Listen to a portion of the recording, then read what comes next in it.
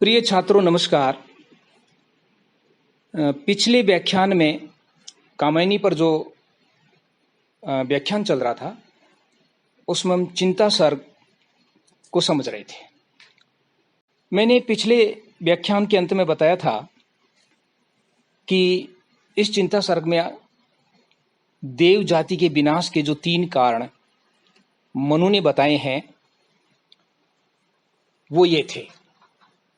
एक तो देव जाति का विलासितापूर्ण जीवन, दूसरा उनका अहंकार और तीसरा उनके द्वारा किए जाने वाले पशु यज्ञ। अब इस व्याख्यान में हम इन बिंदुओं की थोड़ी विस्तृत व्याख्या करेंगे और चिंता सर्ग की कुछ महत्वपूर्ण पंक्तियों की व्याख्या भी करेंगे। प्रसाद जी ने यहां करके एक मनोवैज्ञानिक चित्रण किया है। मनु हिमालय पर बैठे हुए हैं। पूर्व जन्म में या पिछले दिनों में अपने विगत जीवन में यदि व्यक्ति बहुत सुखी रहा हो, साधन संपन्न रहा हो और बाद में उसकी स्थिति कमजोर हो गई हो तो अपने अतीत को जितना याद करता है उतना ही वो दुखी होता है। इस मनोवैज्ञानिक सत्य का कवि ने वर्णन इस चिंता सर्ग में मनु के माध्यम से इस प्रकार किया है।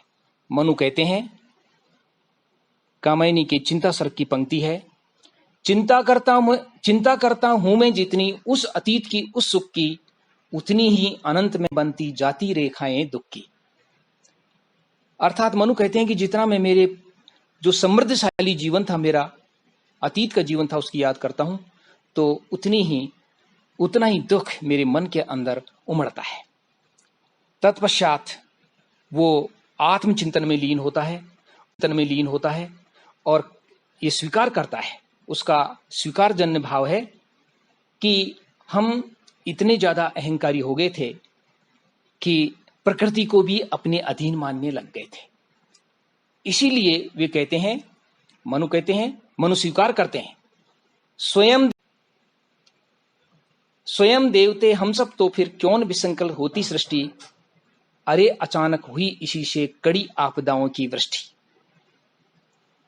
अर्थात हमने अपने आप को देव मान लिया, हमने अपने आप को सब कुछ मान लिया, प्रकृति को हमारे अधीन मान लिया। फिर ये जो देव सृष्टि थी वो विशृंखल क्यों नहीं होती, वो क्यों नहीं नष्ट होती। और शायद इसी कारण अरे अचानक हुई इसी से कड़ी आपदाओं की वृष्टि। मनु स्वीकार करते हैं शायद हमारे इस अहंकार के कारण प्रकृति को हमने अधीन मान लिया, इस हमारे ऊपर ये जो अतिवृष्टि की जो बरसात हुई इसी वजह से हुई और इसी वजह से देव जाति का विनाश हुआ। फिर दूसरा कारण जो उनका विलासितापूर्ण जीवन था उसका वर्णन करते हुए मनु स्वीकार करते हैं कि इस जो विलासितापूर्ण जीवन हमने जिया वो कैसा था कि कंकण क्वणित रणित नूपुर थे, हिलते थे छाती पर हार, मुखरित था कलरव गीतों में स्वरलय का होता अभिसार। कि देव जातियों की स्त्रियों के साथ हमने जो रमण किया था, जो अत्यधिक काम वासना का उपभोग किया था, उसकी वजह से हम इस पतन को प्राप्त हुए। मुखरित था कलरव, चारों तरफ हम इतने समृद्ध थे, इतने सुखी थे कि चारों तरफ कोलाहल होता था। कोलाहल ये दर्शाता था कि हमारे जीवन में कितना सुख था, लेकिन हम उस सुख के चरमोत्कर्ष पर पहुंचे और प्रलय के रूप में हमारा पतन जो था वो हमारे सामने आया। इसी विलासितापूर्ण जीवन को स्वीकार करते हुए मनु आगे कहते हैं कि गया सभी कुछ गया मधुरतम, सुरबालाओं का श्रृंगार, ऊषा ज्योत्सना सा यौवन, स्मित मधुप सदृश मनुष्य स्वीकार करते हैं कि इस अतिवृष्टि में, इस प्रलय में जो सुरबालाओं का जो श्रृंगार था वो सब कुछ इसमें नष्ट हो गया।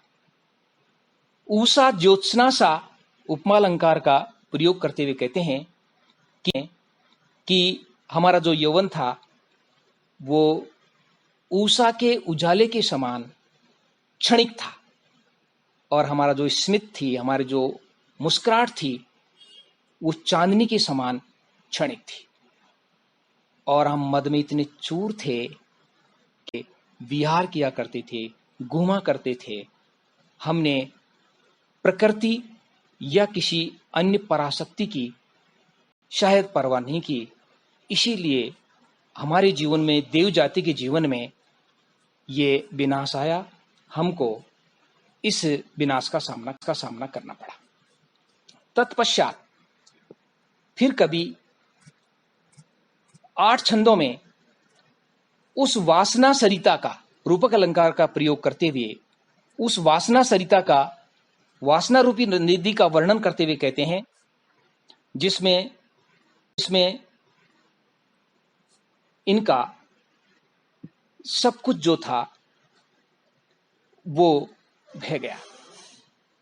कि भरी वासना सरिता का वो कैसा था मदमत प्रवाह, भरी वासना सरिता का वो कैसा था मदमत प्रवाह, कि उस वासना रूपी नदी का मदमत प्रवाह कितना था, कितना मादक था कि हम अपने आप को भूल गए। लेकिन जब वो वासना रूपी नदी प्रलय रूपी समुद्र में हमको ले जाकर के उसने डाल दिया, तो हमारा हृदय जो था वो गहरा उठा।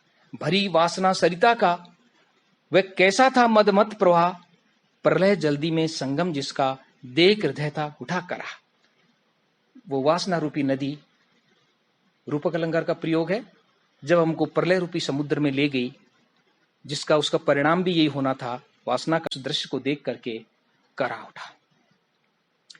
तत्पश्चात चिंता सर्ग में 4 छंद इस प्रकार के आते हैं, जिसमें कवि जो है वो पहली पंक्ति में तो अपनी देव जाति के विलास का वर्णन करता है, और उसी छंद की दूसरी पंक्ति में उसका जो परिणाम है, उसका जो रिजल्ट है, वो क्या आया है, और जिसको हमने भोगा है, जिसको मनु भोग रहे हैं, उसका वर्णन बहुत ही मार्मिक और चमत्कार पूर्ण ढंग से करते हैं। जैसे कवि की पंक्तियां हैं कि रत्न सौंद के वातायन जो मदिर समीर, टकराती होंगी अब उनमें तिमिंगलों की भीड़ अधीर। अर्थात कवि कह रहे हैं कि हमारे रत्नों से जड़े हुए वो राजमहल और उनकी वे वातायन, उनकी वे खिड़कियां, जिनमें कभी हम निवास करते थे और जिनमें मधु मदिर समीर अर्थात सुगंधित हवा मंद मंद आती थी, और अब शायद उन राजमहल की वातायनों में बड़ी बड़ी मछलियां, तिमिंगल मछलियां, बड़ी बड़ी मछलियां जो टकरा रही होंगी इसलिए कि मनुष्य समय वहां उपस्थित नहीं है, मनुष्य समय हिमालय में है। इसलिए वो कल्पना कर रहा है कि टकराती होंगी अब उनमें तिमिंगलों की भीड़ अधीर, क्योंकि इस समय मनु हिमालय की चोटी पर है, इसलिए वो कल्पना करता है। इसी प्रकार की अगली पंक्ति है, जिसमें पहली पंक्ति में वे अपने विलासितापूर्ण जीवन का वर्णन करते हैं, दूसरी पंक्ति में उसमें उसके परिणाम का, उसके रिजल्ट का वर्णन करते हैं, और बहुत मार्मिक ढंग से करते हैं प्रसाद जी। तो अगली पंक्ति है, वे अम्लान कुसुम सुरभित मणिरचित मनोहर मालाएं, बनी श्रृंखला जकड़ी जिनमें विलासनी सुरबालाएं। मनु कहते हैं कि एम से जो कभी मुरझाते नहीं है, इस प्रकार के कुसुमों से, पुष्पित कुसुमों से बनी हुई जो मनोहर मालाएं, जिनको सुरबालाएं पहना करती थी, वे सुरबालाएं आज, वे जो पुष्पों की मालाएं हैं, आज उस सुरबालाओं के लिए श्रृंखला हथकड़ी बनी हुई थी, मालाओं के लिए श्रृंखला हथकड़ी बनी हुई थी, आज वो उनमें जकड़ी हुई थी और वो उनमें डूब गई थी। फिर आगे इसी तरह का वर्णन करता हुआ देव जाति के विलास और विनाश का वर्णन करता हुआ, इसको ये कह सकते हैं और दूसरे में विनाश का। बड़े चातुर्यपूर्ण ढंग से कहते हैं, देवयजन के पशु यज्ञों की वह पूर्णाहुति की ज्वाला जलनिधि में बन जलती कैसी आज लहरियों की माला। कभी कहते हैं कि देवयजन के पशु यज्ञों की, कि हम जो यज्ञ किया करते थे उसमें जो देवताओं दिया करते थे उसकी जो ज्वालाएं उठती थी, वो ज्वालाएं ऐसा लगता है कि आज जल निधि में, आज समुद्र में, आज संसार रूपी समुद्र, संसार ही समुद्र हो गया। इतनी अतिवृष्टि हुई कि संसार समुद्र हो गया और उसमें वो समुद्र की लहरें बन करके वो पशु यज्ञों की जो अग्नि की ज्वाला थी, मानो आज वो समुद्र की वो कराल भयंकर लहर बन करके उसने उस देव जाति को डुबो दिया। फिर कभी ये मानता है, मनु ये मानते हैं कि हमने प्रकृति को अधीन करने की होड़ लगाई थी, प्रकृति से हम हार गए। इसीलिए शाश्वत सत्य को स्वीकार करते हुए कभी मनु अगली पंक्ति में कहते हैं, प्रकृति रही दुर्जे पराजित हम सब थे भूले मद में। प्रकृति रही दुर्जे, अर्थात प्रकृति दुर्जे रही, हम उसको जीत नहीं सके। पराजित हम सब थे भूले मद में, कि हम तो मद में, अभिमान में, अहंकार में भूले हुए थे, अपने आप को भूल चुके थे और इसी वजह से हम पराजित हुए। या यह हो सकता है कि हम भूले थे, हाथ तिरते केवल सब विलासिता के मद में, नद में, और हम केवल मद में, नद में, और हम केवल विलासिता के मद में, अहंकार में डूबे हुए थे और प्रकृति को अधीन करने की हमने सोची थी। जैसा कि आज की जो मानव जाति है वो भी इसी तरह अग्रसर है, वो भी प्रकृति को अपने अधीन करने की सोच रही है। लेकिन कामायनी के मन स्वीकार करते हैं कि प्रकृति रही दुर्जय, प्रकृति दुर्जय रही, उसको हम जीत नहीं सके, प्रकृति ने हमको हरा दिया, उसके सामने हमको हार माननी पड़ी। इस शाश्वत सत्य का उद्घाटन प्रसाद जी अपनी इस कालजयी काव्यकृति कामायनी के चिंता सर्ग में मनु के माध्यम से करते हैं कि प्रकृति तो किसी दिन प्रकृति हमको ठगेगी। इसी तरह से फिर आगे वो फिर प्रलय का दृश्य आता है और प्रलय के दृश्य से शुरुआत से पहले ही उनका एक छंद है जिसमें वो ऊपर की जो उनका विलासिता जीवन था उस पर मानो उसका निष्कर्ष निकालते हुए, उसका निचोड़ निकालते हुए ये कहते हैं, कवि की पंक्ति है, उनको देख कौन रोया। किनको? देवताओं के उस विलासितापूर्ण जीवन को, देवताओं के उस अहंकार को, देवताओं के उन पशु यज्ञों, उन यज्ञों में दी जाने वाली पशु यज्ञों को देख करके, उनको देख कौन रोया यो अंतरिक्ष में बैठ हदीर। देवताओं के इन कुकृत्यों को देख करके, उनके विलासितापूर्ण जीवन को देख करके मानो कोई शक्ति, मानो वो परवरदिगार अंतरिक्ष में बैठ करके रोया हो और उससे इतनी बरसात हुई हो, व्यस्त बरसने लगा अश्रु में यह प्रलय अलाहल नीर, ये प्रलय का हलाहल नीर, जहर रूपी पानी जिसने इस देव जाति को डुबो दिया, ये मानो उस अदृश्य शक्ति का रुदन था। रुदन के आगे देव जाति ने जो अत्यधिक विलास किया था, देव जाति ने जो अत्यधिक मदहोश हो गई थी, अहंकार में डूब गई थी, प्रकृति को उसने अपने अधीन करना चाहा था, प्रकृति को उसने कुछ नहीं गिना था और उसने यज्ञों में पशुओं की मात्रा में बलियां दी थी। उनको देख करके मानो कोई रोया और उससे देव प्रलय हुई और उस खंड प्रलय से देव जाति का विनाश हुआ। इस तरह का मनन, इस तरह की स्वीकारोक्ति मनु अकेले हिमालय पर बैठे हुए स्वीकार करते हैं। और इसके बाद फिर उनको जो प्रलय का दृश्य जो उन्होंने अपनी आंखों से देखा, वो आगे वो इसका वर्णन करेंगे, जिसका हम अगले व्याख्यान में उसको।